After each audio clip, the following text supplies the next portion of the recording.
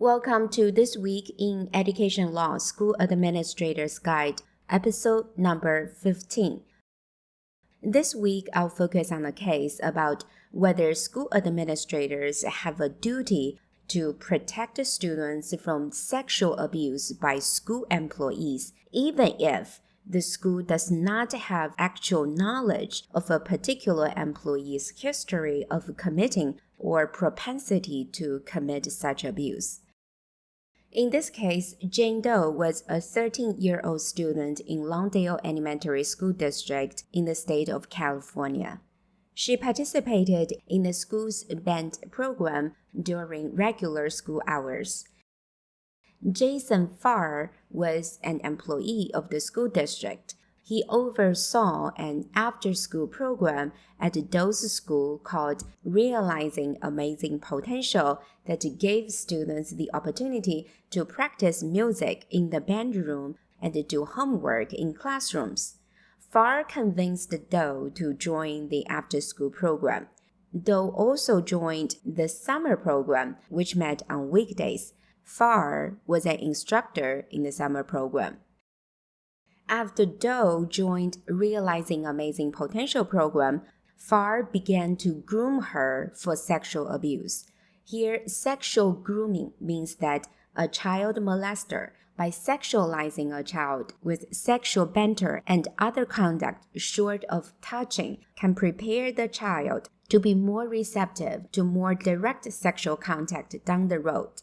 Sexual grooming consists of planning and deliberate behaviors to befriend and establish an emotional connection with the child, to have the child lower and abandon whatever inhibitions the child might have against inappropriate sexual activities. In this case, Farr found Doe's profile on social media and sent her messages. After Farr told Doe he had intimate feelings for her, they began to talk on the phone. Although Farr was not a teacher in Doe's band class, he attended that class during regular school hours to be near her. He spent time with Doe on the school campus, including time alone with her in the band room.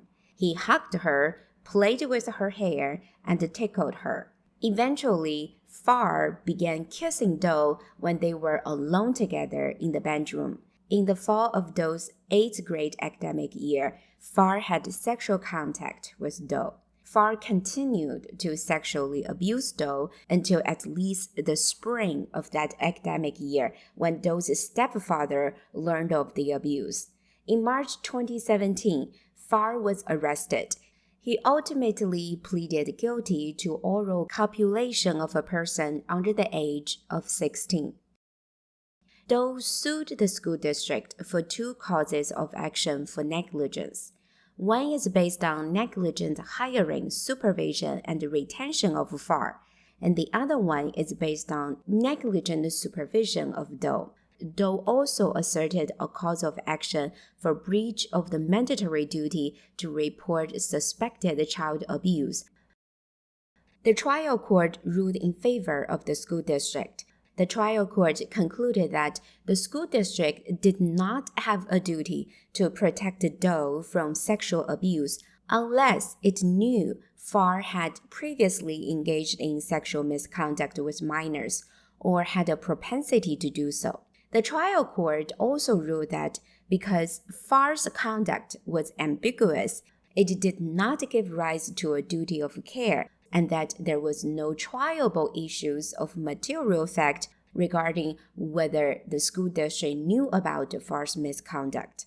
Finally, the trial court ruled Doe could not prevail on her cause of action for violation of the Child Abuse and Neglect Reporting Act because none of the school district's employees knew or reasonably suspected Farr had abused her. Doe appealed to the Court of Appeals of the state of California. The Court of Appeals reversed the trial court's decision on negligence. The Court of Appeals concluded that, consistent with the California negligence law, School administrators have a duty to protect the students from sexual abuse by school employees, even if the school does not have actual knowledge of a particular employee's history of committing or propensity to commit such abuse. Here, the duty of care owed by school personnel includes the duty to use reasonable measures to protect the students from foreseeable injury at the hands of third parties acting negligently or intentionally, including injuries to a student resulting from a teacher's sexual assault. The school district's administrators had a duty to use reasonable measure to protect those from foreseeable injury caused by false intentional conduct. In negligence case, in addition to whether a duty existed, a court also looked at breach of the duty, injury, and causation. In this case, did the school district breach the duty to protect students from sexual abuse by school employees?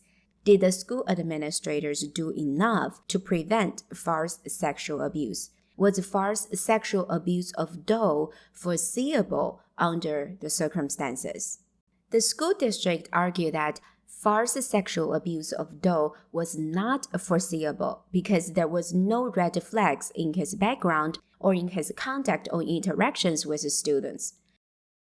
The court reasoned that the school district ignored Farr's frequently physical interactions with Doe on campus in the presence of others.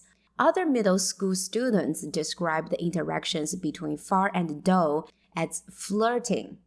The issue here is not whether it was reasonable foreseeable Farr's conduct would injure Doe, but whether it is reasonable foreseeable the failure of school administrators to take reasonable measures to prevent sexual abuse will injure students.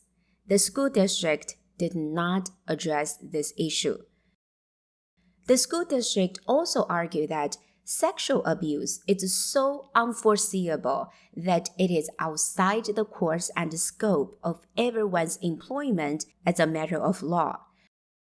The court reasoned that a school district is not like every employer, as it is an organization that provides activities exclusively for children.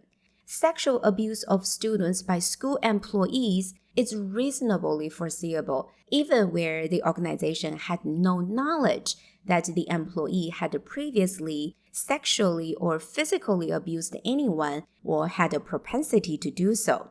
In this case, school administrators ignored signs of sexual grooming or misconduct simply because they were untrained in the signs of sexual abuse and they perceived Farr's conduct as ambiguous. The school district already had policies in place to detect and prevent sexual abuse of students by teachers.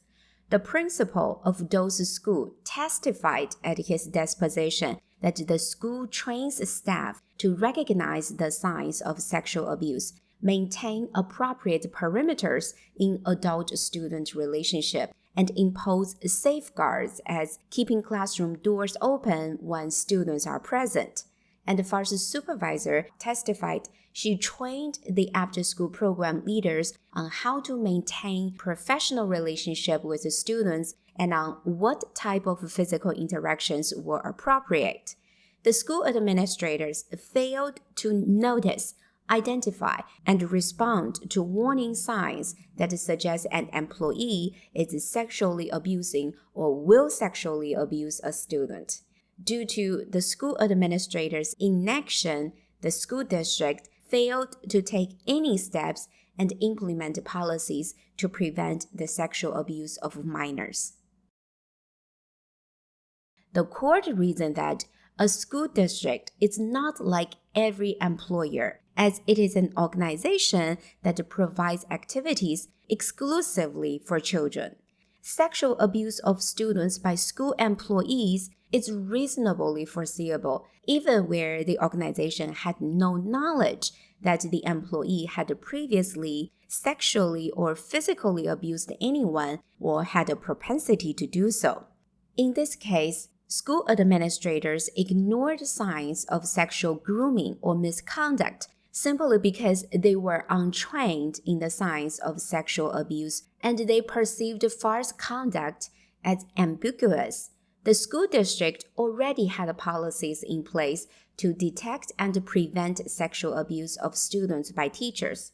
The principal of those schools testified at his deposition that the school trains staff to recognize the signs of sexual abuse, maintain appropriate perimeters in adult-student relationship, and impose safeguards as keeping classroom doors open when students are present. And the first supervisor testified she trained the after-school program leaders on how to maintain professional relationship with the students and on what type of physical interactions were appropriate. The school administrators failed to notice, identify, and respond to warning signs that suggest an employee is sexually abusing or will sexually abuse a student. Due to the school administrator's inaction, the school district failed to take any steps and implement policies to prevent the sexual abuse of minors. In this case, we'll learn that school administrators have a duty to protect students from sexual abuse by school employees, even if the school does not have actual knowledge of a particular employee's history of committing or propensity to commit such abuse. There was a close link between school administrators' inaction and the subsequent sexual abuse. The school district's failure to reasonably supervise employees and students increased the likelihood that an employee will sexually abuse a student. I hope the case introduced today is helpful for your daily work. I'll see you next week in This Week in Education Law, School Administrator's Guide.